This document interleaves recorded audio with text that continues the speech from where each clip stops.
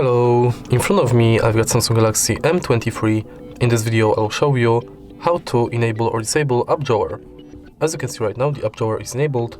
In order to disable it, tap and hold on free space on the screen, go to settings, enter home screen layout and select home screen only.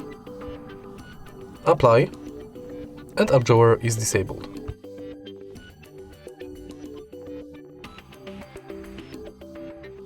Now let's enable it again.